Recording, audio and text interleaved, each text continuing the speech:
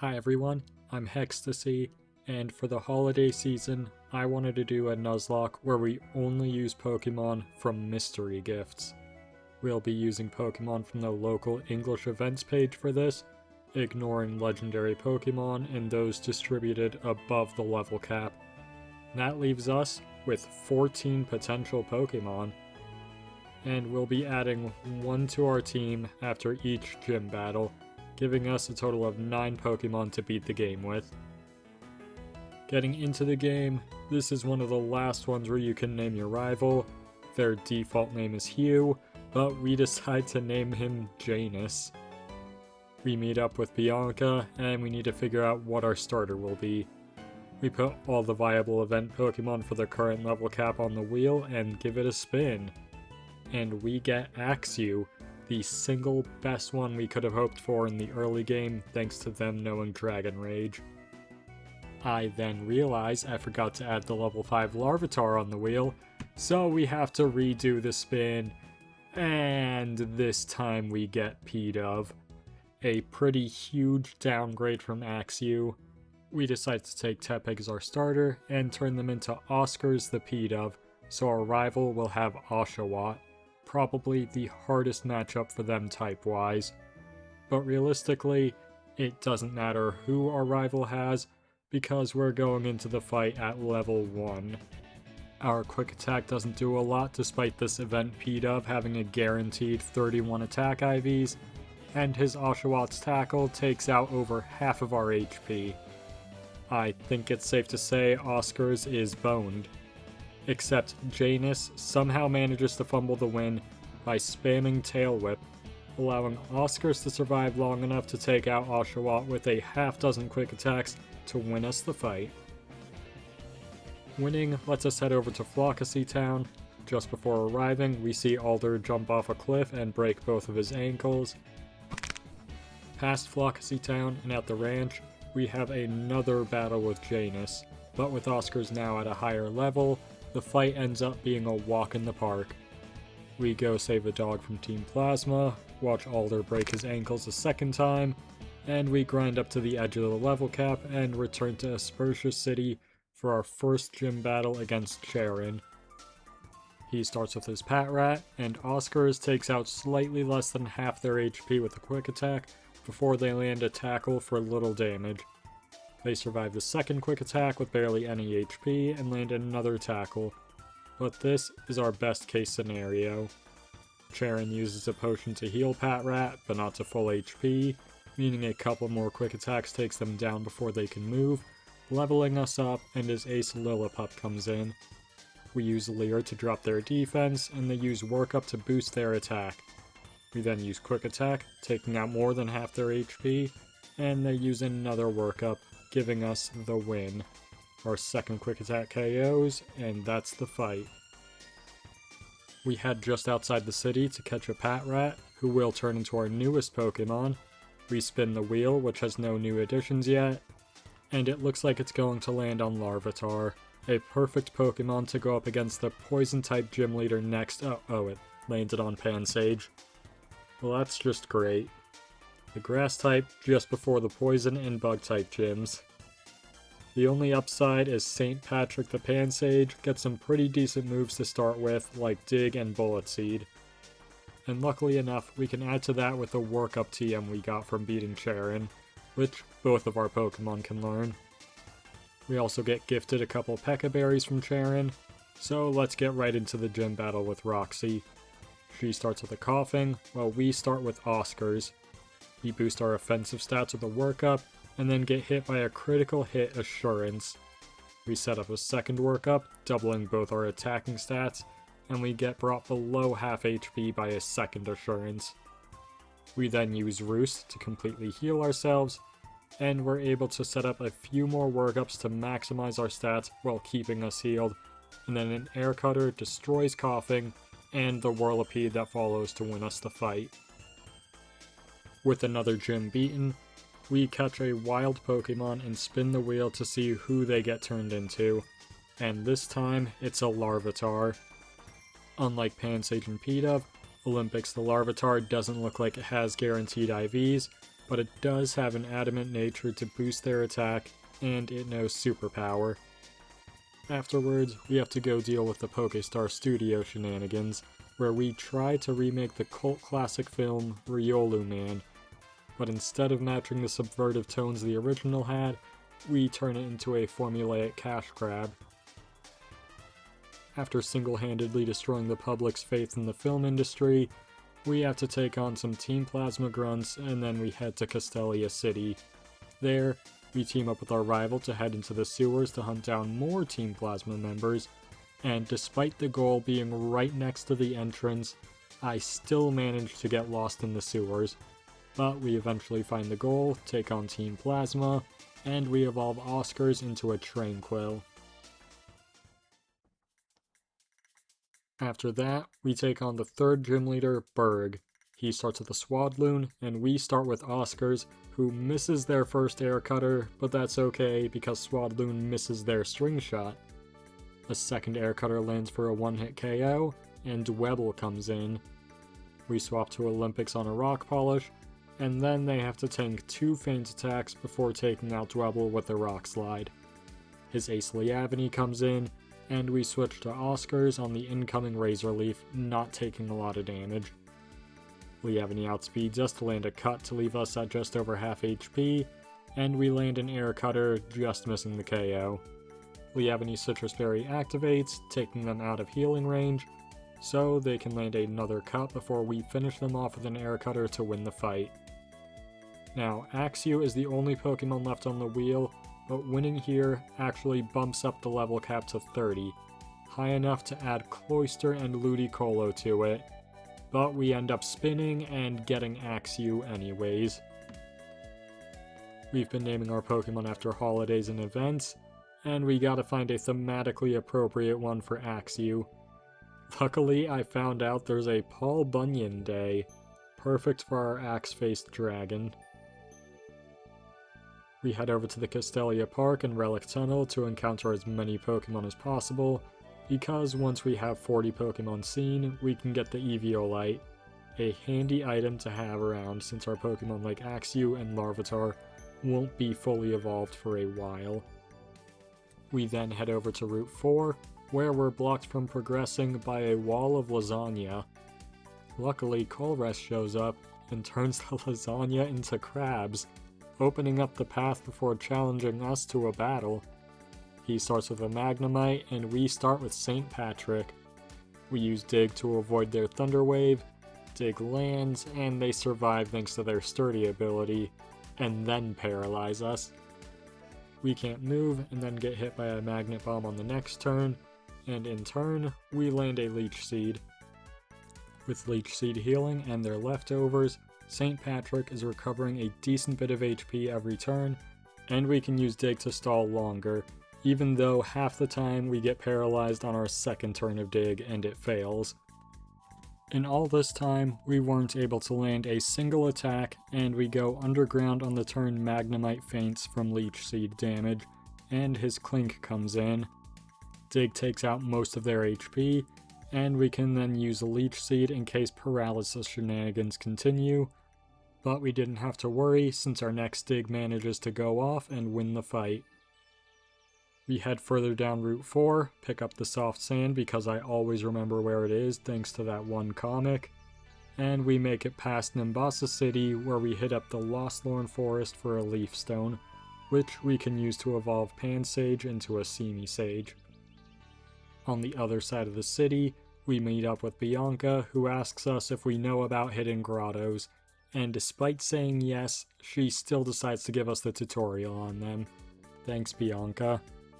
With our training done, we can head over to Nimbasa's old gym, where we get to spend quite a bit of time waiting for these buses, only for some guy to hop off the second the doors open and try to beat us up.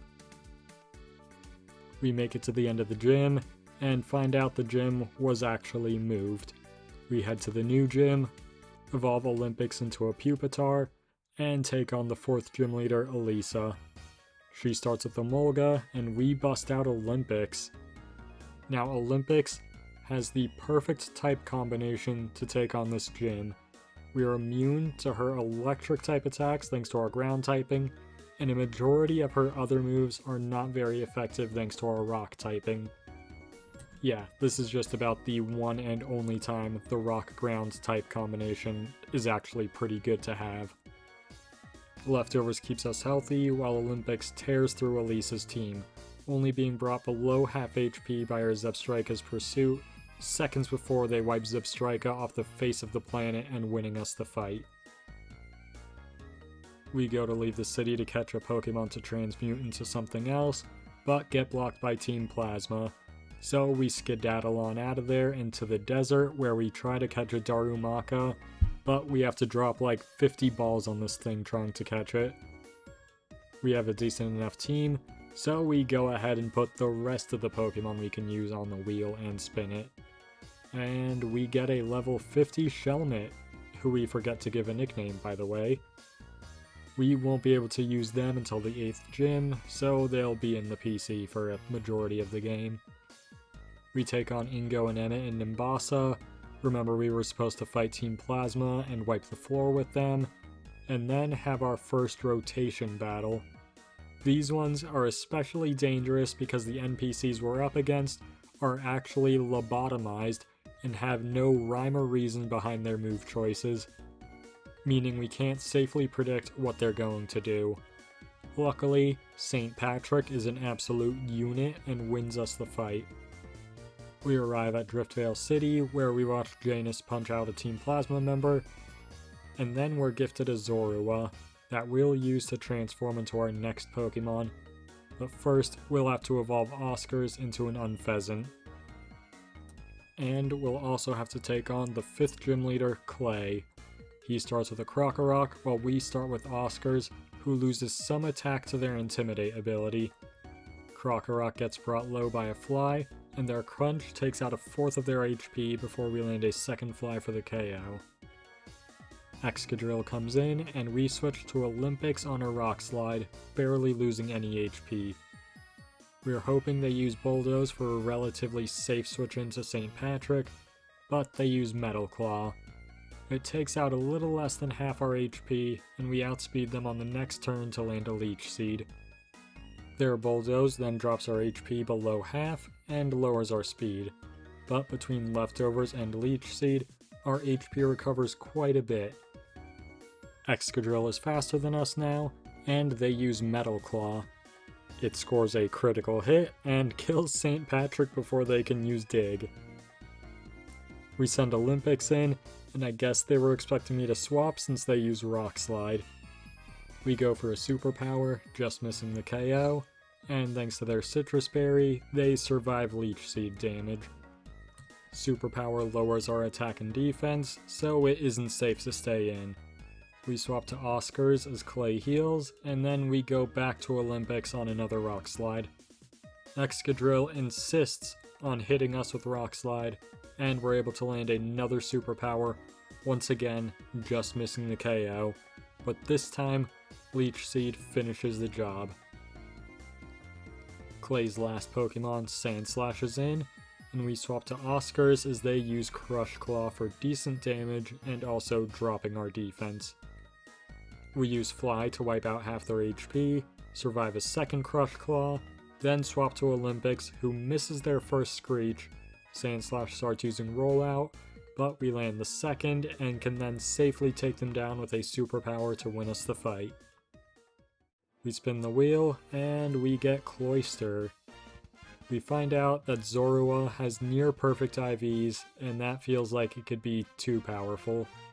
So we catch a Ducklet to use as the base for Cloyster instead. We do need to alter their IVs until we get Hidden Power Grass, so while it's likely this event Cloyster had nearly perfect IVs anyways, we just choose to lower Ducklet's IVs until we get Hidden Power Grass. And luckily, we just need to drop their special attack by 1 point to get it. We name our new Cloyster Valentine, and we then get to take on 3 trainers at the PWT. Janus, who gets absolutely bodied by Oscars, Sharon, who gets absolutely bodied by Oscars, and Colress, who has electric and steel types that can't be bodied by Oscars. but his LGM gets bodied by Oscars. We then get on a pirate ship to take on Team Plasma, and after tearing through their ranks, the Shadow Triad appears and uses Zorodo to freeze time and move us off the ship. With nothing left to do here, we head through Route 6 and arrive at Mistralton City, where we receive the Master Ball, evolve Paul Bunyan into a Fraxture, and take on the 6th gym leader, Skyla. Skyla starts with a Swoobat that gets destroyed by an Icicle Spear from Valentine, and then Swanna comes in. They lose half their HP to an Icicle Spear, activate their Citrus Berry, and then cuts our attack with a Feather Dance. So we swap to Paul Bunyan as they use Roost to fully heal themselves.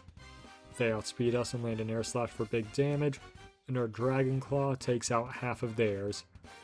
We survive the second Air Slash, but they don't survive the second Dragon Claw, and all she has left is Skarmory.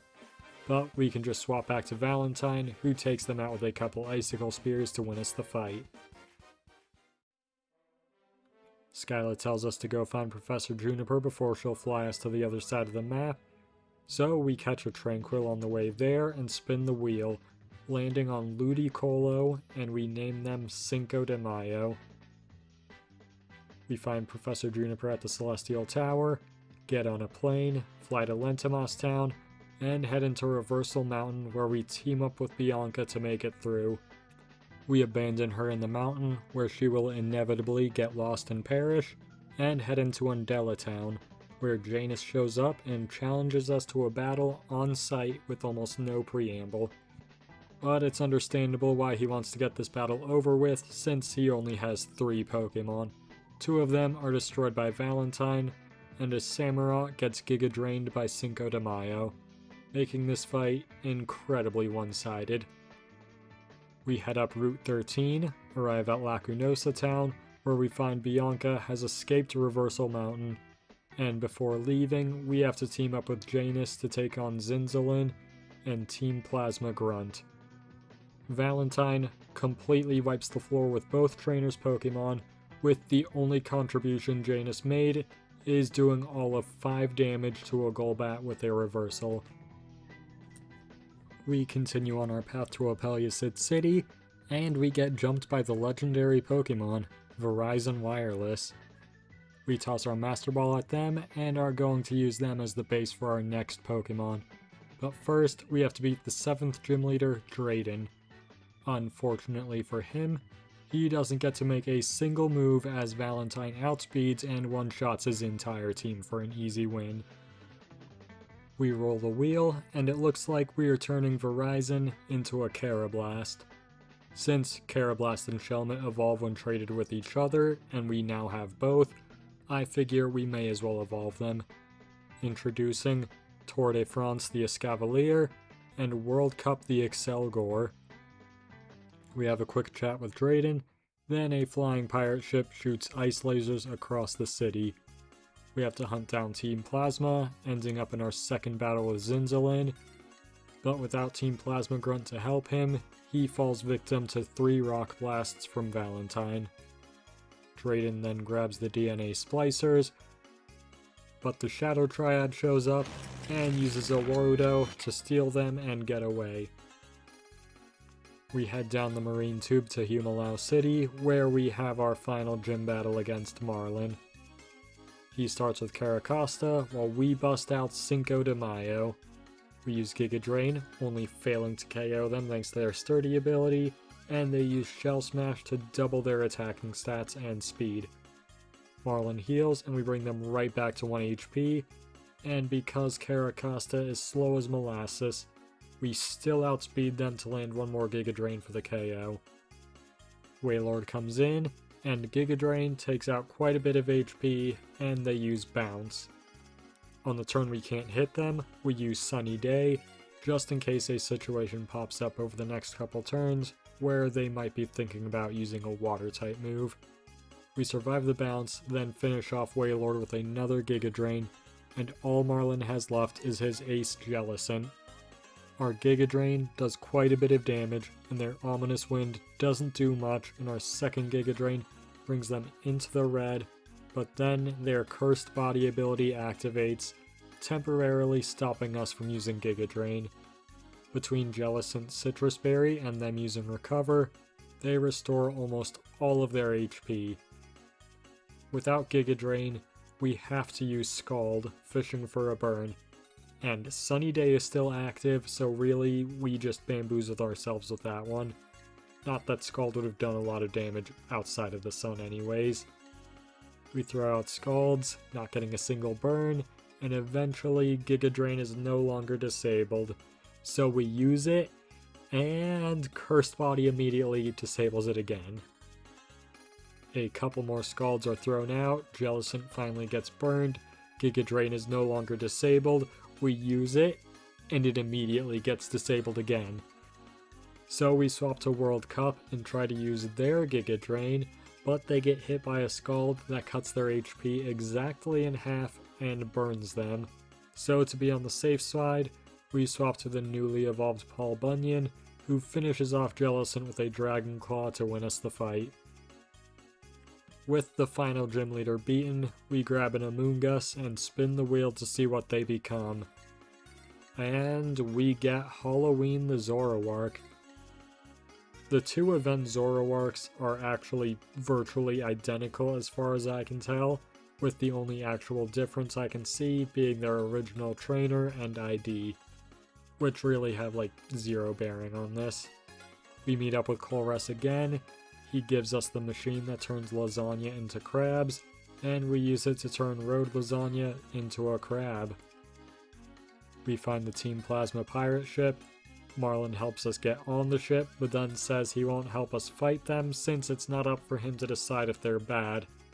He then admits to them being terrorists and thieves and he walks away. Marlin kinda sucks. Anyways, at the bottom of the Team Plasma ship, we find Zinzalin, who shows us the legendary Pokemon Kyurem. Kyurem makes what I think is supposed to be a donkey noise, and then Janus shows up to help us in our battle against Zinzalin and Team Plasma Grunt. This time, Janus actually helps and KOs some of Grunt's Pokemon, while Valentine drops Rock Blasts all over Zinzalin. After the fight, Zinzalin gets the Shadow Triad to Zawalderlust off the ship, which then flies away. And I can't tell you why, but that took me like a bajillion tries to record that right. And I don't even think I got it right. We head to the Giant Chasm to finish off Team Plasma, and we have one more fight with Zinzalin. We send out Halloween disguised as Valentine as a mistake, and have to swap out for the real Valentine on a critical hit Ice Beam that brings them down to 69 HP. Nice. We miss our first Rock Blast, get hit by another Ice Beam, then Valentine gets their act together and lands 3 back-to-back Rock Blasts to beat Zinzalin for the final time. Our final Colress battle is up next. He starts with Magneton against our Paul Bunyan. We use Dragon Dance to boost our attack and speed, and they hit us with a Thunder Wave, paralyzing us, but it's instantly cured by our Cherry Berry. Magneton has the Sturdy ability, but thanks to our Mold Breaker, we can ignore it, and we proceed to tear through his team easily and win the fight. We then confront Team Plasma's leader, Getsis, but he just stomps off and has the Shadow Triad attack us with their team of Road Rollers, but they don't stop us for long. So Getsis just tries to kill us, and shows up to save us, but powers up his Kyurem, which we now have to fight. We take on Kyurem with Halloween disguised as Valentine since we have no chance to change Pokemon between fights, and we immediately swap to Paul Bunyan to tank a Fusion Bolt, then take them out with a single Dragon Claw. Getsis baby rages, and we have to take him on now. He starts with Cofagrigus, while we bust out Halloween and use Snarl to deal damage and drop their special attack before they can land a Toxic to badly poison us. Our Pechaberry instantly cures us, and they try to use Protect to get as much leftovers healing as possible, but it doesn't matter and a second Snarl takes out Cofagrigus. Drapion is in next, and we swap to Tordefrons on a Night Slash. They start throwing out earthquakes while we use X-Scissor, and we are kept relatively healthy by our leftovers, while they are kept healthy by using full restores. But Drapion still goes down after bringing us below half HP, and Electros comes in. We switch to Halloween on a flamethrower, then use Snarl. We get the special attack drop, and that lets us survive a Thunderbolt, allowing us to land another Snarl before Halloween dies to an Acrobatics. Cinco de Mayo is brought out next, and we use Scald, leaving Electros with seemingly 1 HP, and we get hit hard by Acrobatics before we finish them off with a Giga Drain. That 1 HP we got back from Giga Drain, that's going to be a lifesaver, just wait and see. Seismitoad comes out next, and I'm thinking he's giving us the win. But Seismitoad outspeeds Cinco de Mayo and kills them with an Earthquake. Turns out the 1 HP didn't matter. We bring Paul Bunyan in and set up 2 Dragon Dances before one-shotting Seismitoad with a Dragon Claw. Hydreigon comes in, gets destroyed by Dragon Claw, and gets us his final Pokemon, Toxicroak, goes down to a single Dragon Claw as well to win us the fight. With Team Plasma beaten, we just need to head through Victory Road and take on the Elite Four now. We evolve Olympics into a Tyranitar on the way there, and we have to take on Janus for the final time. He starts with an Unpheasant that gets destroyed by Valentine's Icicle Spear, and Bouffalant comes in. They survive an Icicle Spear, but thanks to Valentine's great physical bulk, they survive a Wild Charge and take them out with a second Icicle Spear. Sage is another Icicle Spear victim, and Samurott comes in.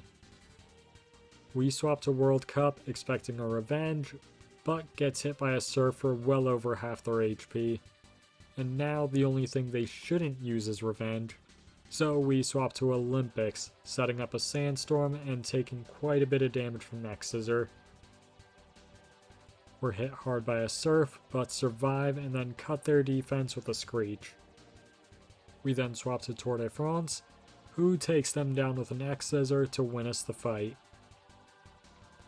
We arrive at the Pokemon League, and it's time to make final preparations. We need to hunt down some good TMs, most of which are going to be gotten from the PWT. We do a couple quick rental battles until we have 9,999 BP, and we use them to get some useful TMs, like Brick Break and U-Turn and... wait a minute. That's my favorite move, Explosion. We have to get that one, of course. Unfortunately, we're not able to get all of the TMs I wanted, like Sludge Bomb on Route 8, Poison Jab in the Moor of Icarus, and Earthquake on Route 15. All areas we don't have access to until the post-game. In the end, we finish prepping our team, and we'll be going in with our remaining 6 Pokemon: Paul Bunyan the Haxorus, Olympics the Tyranitar, Tour de France the Escavalier, World Cup the Excelgor, Oscars the Unpheasant, and Valentine the Cloyster. So let's get into it. Starting with Grimsley the Dark Trainer, and they should be the easiest for us. We start with Paul Bunyan against his Liepard, and we set up a couple Dragon Dances while they hit us with Night Slashes. Once we have enough attack to sweep Grimsley's team after his Crocodiles Intimidate, we let loose with 4 Brick Breaks to win the fight. Caitlyn is up next, and we'll have Tour de France take on her Masharna. They hit us with a Yawn, and we go for an X-Scissor, just missing the KO. Caitlyn heals Masharna with a full restore, and we use Swords Dance before falling asleep. We get hit by a few Dream Eaters and a critical hit Charge Beam that boosts their special attack, and just before we wake up, they use Reflect, cutting physical damage in half, but our X-Scissor still manages to KO. Rioniclus comes in and misses a Focus Blast before we land an X-Scissor for the one-hit KO, and Gothitelle is up next. They land a Thunderbolt before our X-Scissor brings them low, and their Citrus Berry heals them. They bring us pretty low with a second Thunderbolt, but our second X-Scissor KOs them, and all that's left is Sigilif. We play it safe and swap to Olympics on an air slash, and then we take them down with a crunch to win us the battle. Third, we'll be taking on Chantal, and she starts with Cofagrigus, while we start with Paul Bunyan. We immediately land a critical hit Shadow Claw, but it unfortunately doesn't KO and we get burned by a Will-O-Wisp. Chantal heals, and our next two Shadow Claws do significantly less damage, and a Shadow Ball nearly kills Paul Bunyan. We switch to Olympics on a Shadow Ball. It doesn't do much damage, but it does lower our special defense. Crunch takes them down, and Golurk comes out next. We swap to World Cup on Golurk's Brick Break, which doesn't do a whole lot of damage to them. So we can outspeed them and use Encore, forcing them to use more Brick Breaks, allowing us to safely take them down with 2 Giga Drains. Chandelure comes in, so we switch to Olympics on a Fire Blast, which luckily misses. They then outspeed us to land an Energy Ball that takes out close to half our HP, and drops our special defense, so we need the KO here. We use Crunch, and it does get the KO. Their Flame Body ability burns us, but is instantly cured by our Rostberry, and Drifblim comes in. Their Thunderbolt doesn't do much, and a Rock Slide is a one-hit KO to win us the fight. The final Elite Four member is Marshall, and he routinely proves himself to be the most difficult for me, which is why we saved him for last. He starts with a throw, and we start with Oscars, who gets off 3 Feather Dances to minimize their attack while they throw Rock Tombs at us. We then U-turn to Paul Bunyan to set up some Dragon Dances, but as I do, I remember Throw No Storm Throw, a move that will always crit and bypass their attack drops. Luckily, Marshall is more worried about dropping our speed with Bulldozes and Rock Tombs, and we get more than enough attack and speed to sweep his entire team for an easy win. I guess there really wasn't much to worry about.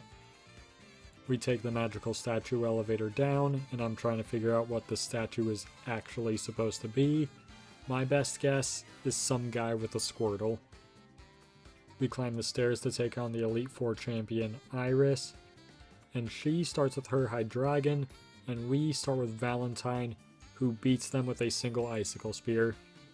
Druddigon comes in next and suffers the same fate, and Lapras is out after them.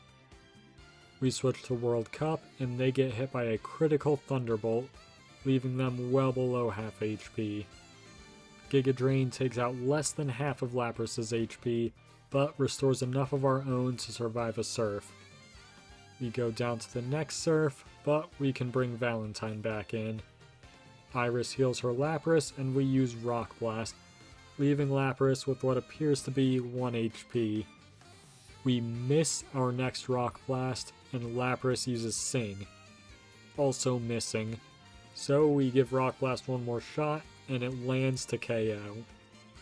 Our Chaops comes in, and we miss another Rock Blast. We lose half our HP to Rock Slide, but our next Rock Blast hits, taking them down. Aggron is up next, and we swap to Paul Bunyan as they use Automatize to double their speed. But Paul Bunyan is still faster and hits them hard with the Bulldoze, but they survive and use another Automatize. They're now faster than us and land a Double Edge for solid damage, but then they go down to Bulldoze, and all Iris has left is her own Haxorus. It's holding a Focus Sash, so we use Bulldoze to break it and drop their speed. That way, when her Haxorus uses Dragon Dance, we still outspeed them, and we land a Dragon Claw, which proves to do just enough damage to KO her Haxorus to win us the fight and the run. But you may have noticed, I didn't get to use my favorite move, Explosion. I didn't think Paul Bunyan would beat her Haxorus, and I was planning on having Valentine use Explosion to win us the run. So we aren't stopping here. We are taking on the optional Cynthia fight so we can blow up Valentine. Cynthia starts with her Spiritomb, and we bust out Tour de France, who is outsped and put to sleep by their Hypnosis. They begin to set up some double teams while we're asleep, but we wake up and land an X Scissor for big damage. They put us back to sleep, but we quickly wake back up to finish them with an X Scissor, and Cynthia's Ace Garchomp comes in early. We swap to Paul Bunyan on a Fire Blast, which does quite a bit of damage, but we then outspeed them and land an Outrage for a one-hit KO. Milotic comes in and our Outrage continues, scoring a critical hit to once again get a one-hit KO, and Glaceon is brought out. We switch to Tour de France on an Ice Beam, and when an Iron Head fails to KO, we use Sword Stance while they heal, then take them out with an Iron Head after we are brought low. Lucario comes in, and we have to let them take out Tour de France here with a close combat. This lets us bring out Paul Bunyan, who KOs Lucario with an Earthquake, and in comes her final Pokemon, Togekiss. We use Earthquake, which doesn't do anything, but we do this so Togekiss will paralyze us with Thunder Wave, meaning we can safely swap into Valentine without worrying about us getting paralyzed. We then finally do what Valentine was meant to do and use Explosion, winning us the fight and the Togekiss survived. Well, that was underwhelming. Oscars is brought out next and uses Fly, finishing off Togekiss to win us the fight and the final run of 2025. I'll see you all next year in 2026. I've been Hextasy, and thanks for watching.